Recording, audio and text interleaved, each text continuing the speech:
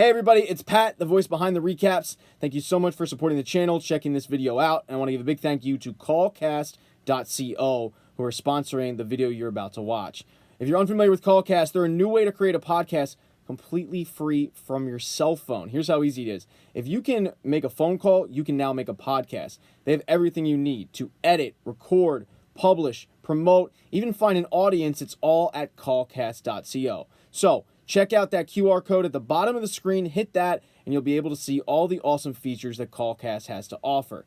And now, without further ado, let's get into the recap. In episode 6, you get some backstory on June's relationship with both Moira and Luke. June and Moira were roommates, but shortly after she got engaged to Luke, she decided to move out. And Moira was a little worried about that. She didn't really know Luke at the time and was worried about the fact that he had cheated on a previous wife. And now her best friend was planning on being his second marriage. If he cheats on one wife, he'll cheat on another. That was Moira's line of thinking. And one of the big sticking points with Luke and his failed relationship the first time around was the fact that his first wife was having problems conceiving a child. So it got June thinking, what happens if I can't conceive a child? Will he leave me like he left her? And when Moira brought this to the table, it really messed with June.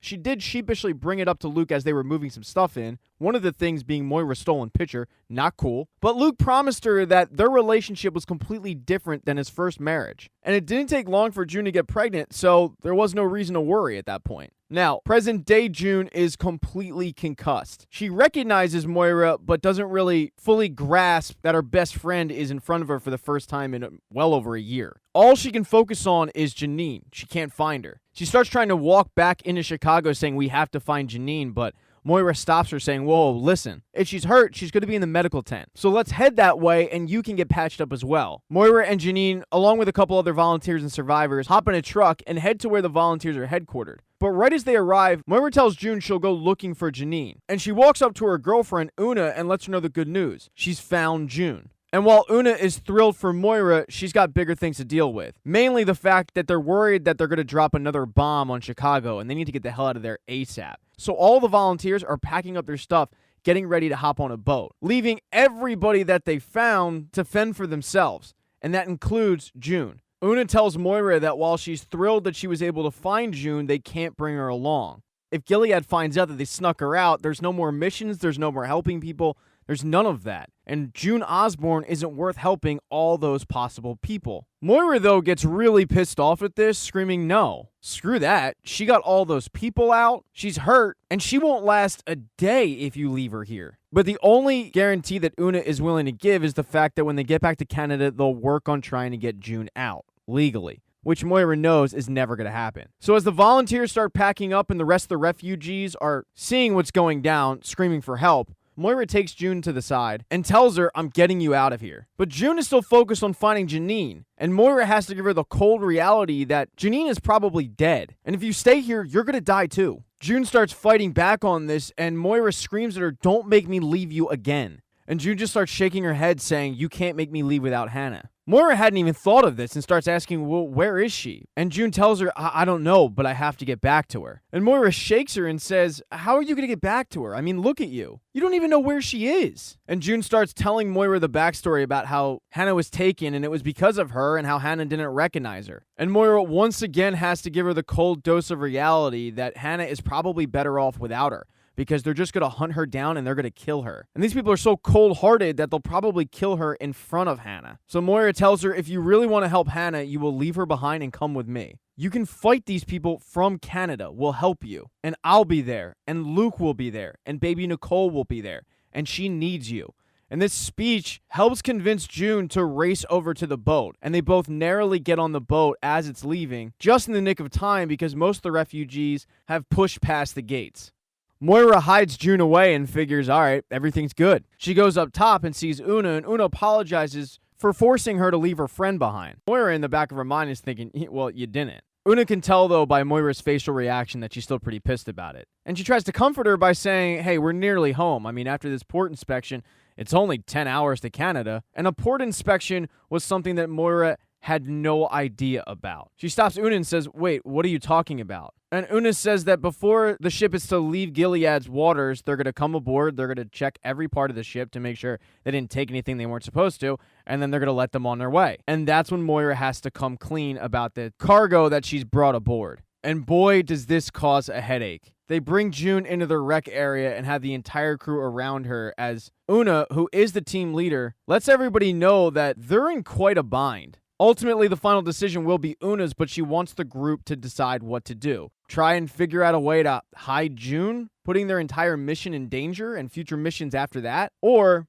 just give her up. And if they give her up, they know what's going to happen. She's going to die. The group starts fighting, with some people saying, just give her up, it's not worth it, and other people, mainly Moira, defending June, saying, we can't just let her go back to Gilead. We all know what's going to take place. And as June is listening to these strangers argue about her fate, she finally says, just give me up. My life is not more meaningful than anyone else's. Moira tries to plead the case that no one should be listening to June anyway because she's concussed, but the decision is final, and it's June's. She's going to be given up. So the entire crew head above deck and wait for the Gilead flotilla to show up. But at the very last second, before they're to come aboard, Una changes her mind, telling one of the girls to print out June a fake identity card, get her a vest, and make sure that her story is straight. And it's pretty nerve-wracking. The Gilead soldiers come aboard, they start going through all of the cargo, they start interviewing everybody on the crew, and then it gets to the point where June is to be interviewed. And they're pretty simple questions.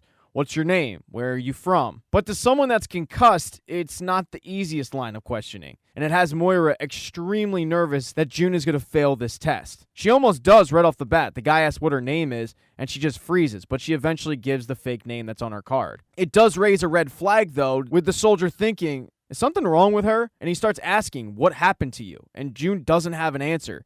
She's just frozen still. But right as June is about to give an answer, Moira steps in, saying that June had hit her head on some rocks, Chicago was pretty messed up, and it's a story that's good enough for the soldier to let June go. After that, the Gilead soldiers get on their boat and leave, letting the humanitarian mission head off to Canada. And while June and Moira and really the rest of the crew are relieved, the entire crew is really pissed off at Moira for putting him in that position. And the relationship between Moira and Una is done. And it definitely wasn't Moira's decision. She asks Una, can we still talk at the office? But Una says there's not going to be an office after this. So after getting broken up, Moira starts looking for June only to find that she's not in her room. In fact, nothing is. And that's because June is trying to free a lifeboat to go back to Gilead.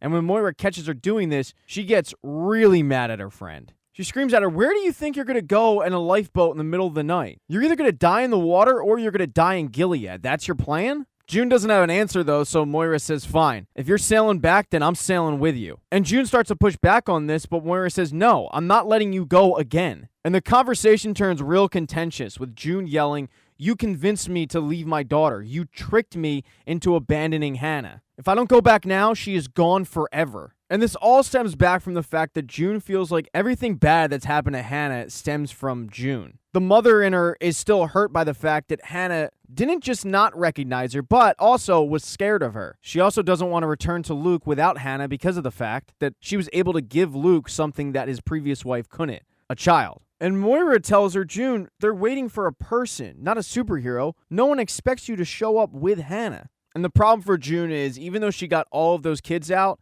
it was the one who she didn't get out, her own daughter, that still haunts her. June starts crying about how Luke is never going to forgive her for this, but Moira calms her down by saying, all these years, he has never given up on you. You need to have a little faith now. And June collapses into Moira's arms, and she doesn't hop in that lifeboat. A couple hours later, the group arrives in Canada, and Moira, right before she leaves the ship, checks on June to make sure she's okay. And as June is waiting in that wreck area, she hears Luke asking people, where is she? And that's when Luke comes to the door. He is seeing his wife for the first time since he left Gilead, and he is speechless, as is she. She finally breaks the silence, though, by just apologizing for not having Hannah with her. She starts crying and apologizing and crying some more, saying, I'm sorry, it's just me. But June's fears were completely unfounded.